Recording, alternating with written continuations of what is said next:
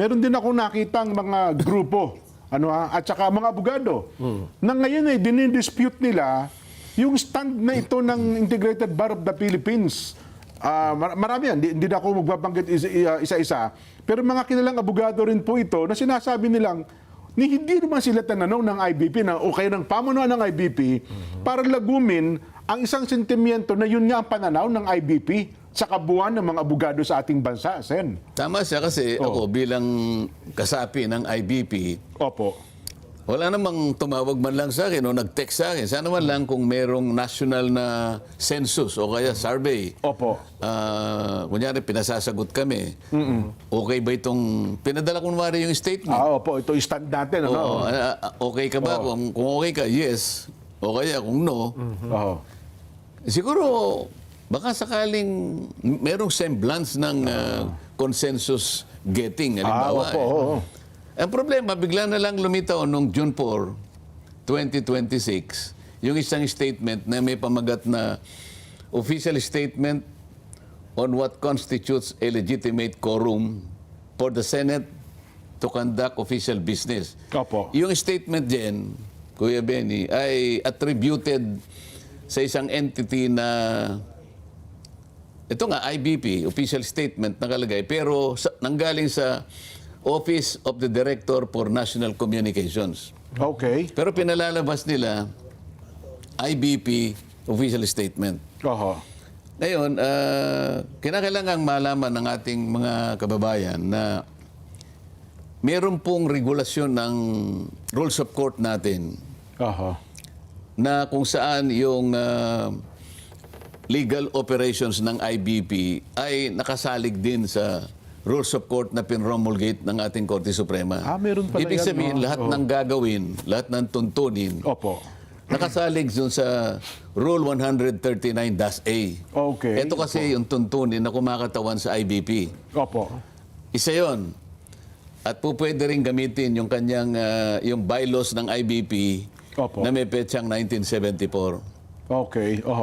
Itong IBP bylaws, tinangka itong i-revise sa dalawang bagay. Una, yung kung paano i-amend nila yung election method at saka yung election matters. Basta po sa election lang. Sa pamunuan po ng IBP. Sa pamunuan ng IBP. At yung isa naman ay yung mga members ng IBP na maaaring sumama sa government service. At kung paano yung eligibility nila for election. Yun lang ang proposed amendments. Ngunit hindi pa pinagtibay ng Korte Suprema, nakabinbin. So, meron lamang proposed revision doon sa dalawang bagay na binanggit ko. Kaya lang, como hindi naman napagtibay at kahit napagtibay, hindi naman naging daan yon para makagawa sila ng statement Alam mo kung bakit? Yung Section 13 mismo ng Rule 139-A ng Rules of Court. Itong Rules of Court kakilala ng ito ay alam lahat, parang Biblia ito ng lahat ng abogado ang nakalagay doon ay the IBP, sabi niya, is strictly non-political and every activity tending to impair its basic feature is strictly prohibited and shall be penalized accordingly. Sa mga tuwid, hindi sila pwedeng gumawa ng isang political statement. Yun mismo sa tuntunin namin ng mga abogado. So, Section 13 yun, Rule 139-A. Okay, ngayon, maski sa IBP bylaws, na may petsang 1974, Section 66 dyan, Ang sabi rito, public statements, no committee or member thereof shall publicly express any opinion or conclusion respecting the assigned functions or work of the committee without previous authorization from the Board of Governors or the Executive Committee. Ngayon, wala namang malinaw na ito'y pinayagan ng Board of Governors o yung Executive Committee ng IBP. Opo. At wala rin namang committee na ang tawag ay Committee for National Communications na kung saan di umano nagmula yung IBP official statement. Oho.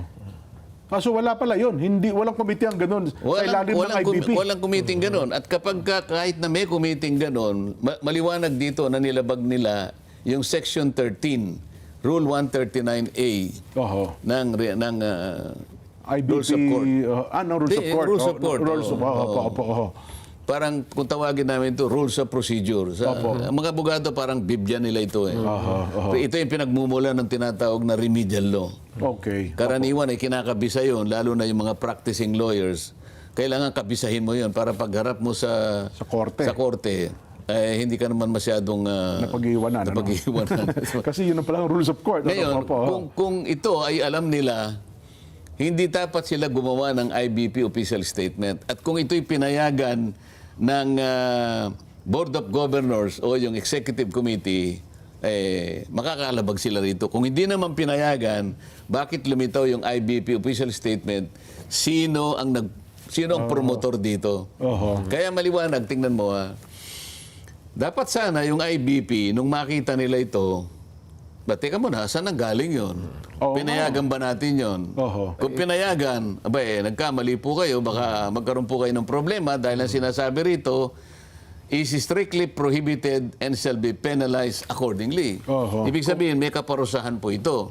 Kung hindi naman ho nila pinayagan, ano hong gagawin nila? Ganun nga. Dapat tiningnan nila sino yung gumawa nito sapagkat ito ay inakala o ipinalitaw nila, ipinakita nila na nanggaling sa IBP. Dapat i-disown nila ito. June 4 pa ito Ngayon, lumabas itong binabanggit ko kanina sa'yo na nasa page 2 ng isang malapad na dyaryo, Great Legal Minds, sabi niya ganun. Agree.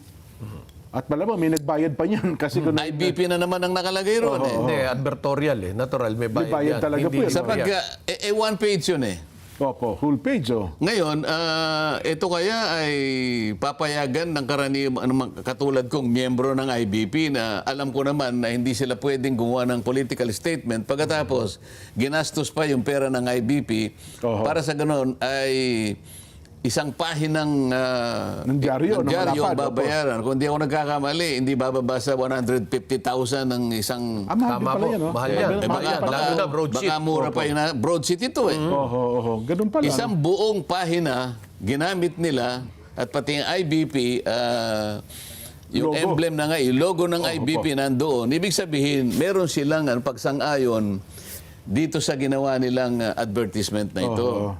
Ngayon, anong masasabi nila kaya nito? Ayan, Great Legal Minds agree na yung ginawa daw nung June 3 is valid and binding.